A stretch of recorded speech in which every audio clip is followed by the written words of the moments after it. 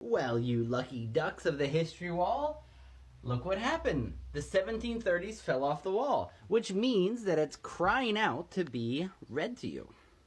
And it's quite a busy decade with a lot of similarities to today.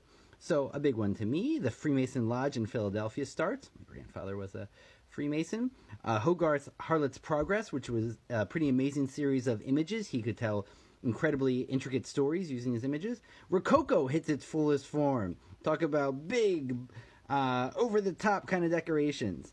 Reymar constructs an alcohol thermometer, and I think it's the first with a graduated scale. Giustini creates the first composition for the modern piano. Zinc smelting begins in England. Hadley invents a quadrant for the sea. Look at this shit. English factory workers not allowed to emigrate to America. They wanted to keep their skilled workers there in England, which is a pretty amazing thing to imagine happening. The Wesleys found the Methodist Church at Oxford, and right next door to where I grew up in Lidditz, Pennsylvania, Conrad Bissell founds the Seventh-day Baptists. And the Moravian Brethren, which I come from the Brethren people, start their missionary work. And then in more Freemason news, Montesquieu himself is initiated.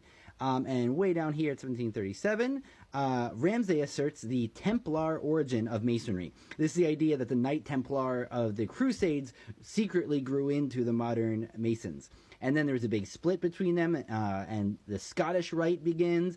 Nothing like a cultist, right? Splitting up into different little feuding groups. And then, just read what's here, the Licensing Act in London restricts theaters and institutes censorship. So this is a really big deal where it's like the Hays Code in the U.S., where all of a sudden all of this genius of the theater gets pushed down and repressed. So up here, Benjamin Franklin begins Poor Richard's Almanac, which is an amazing bestseller.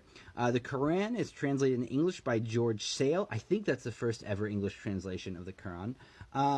John Kay patents his flying shuttle loom, so a huge thing in industry.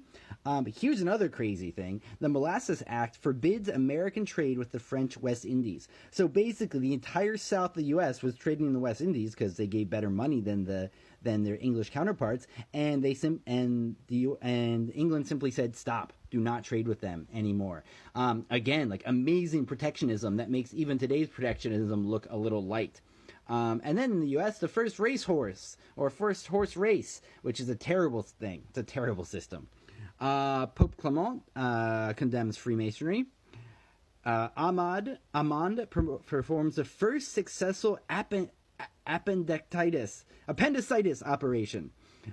Which is, can you imagine being the first one to survive? Think about the dozen he tried on before that. Ugh. Crazy. Linnaeus starts his System Naturae for classifying plants, which is going to lead to modern taxonomy. Then Benoit de Maillet's evolutionary hypothesis. So this is like 120 years before Darwin's going to come out with his ideas. But those ideas were in the air. You know, there have been a lot of people during the century before Darwin who, if he would have said those words out loud, people would be like, oh yeah, of course, because that's what happened with Darwin. As soon as he published his findings in so many fields, people said, oh yeah, that makes sense. That makes what I study make so much sense. The same thing happened when the helical structure of DNA occurred as well. So many fields were like, oh yeah, of course that's how it works. So in Venice, the manufacture of glass begins, and they become world famous for that. And then in the Black Forest of Germany, the first cuckoo clocks, they become famous for that. This is terrible. Auray of France devises the French corvée system of forced labor to construct roads. I've heard more about that as I've been here, and it's a terrible thing. Swedenborg says he's conversing with angels and spirits. I'm learning more about Swedenborg from this great book on Blake called Blake versus the World. Blake was really into Swedenborg for a while. Swedenborg was cool because he was an engineer until his 50s or 60s. Then he started seeing visions, and they started getting more and more intense until he's having daily conversations with angels, and he came up with this whole theory about how the other world worked. But Blake said he only looked at the angel side. Blake looked at the hell side too and said that's what it takes to really get to the truth. But the most famous story about Swedenborg, well, there's two. The one that I like is he was hundreds of miles away from his house and a huge fire broke out. And 1730s, there's no telegraphs, there's no like getting the news. He tells everybody at the party, there's a fire in my hometown. And then hour by hour, he reports the progress of the fire and the destruction of his friend's properties until he says, oh, thank God, the fire stopped 3 doors down from my house. And it's exactly what happened. He did the play-by-play from hundreds of miles away, and they got the reports days later. He also did something similar with the Queen and A Dream from the Dead King. Then Bernoulli, hydrodynamica on pressure and velocity of fluids. Not only incredibly important on fluid mechanics, but also one of the best named scientists of all time, Bernoulli. Of course he's a great scientist. Then Hume's A Treatise of Human Nature.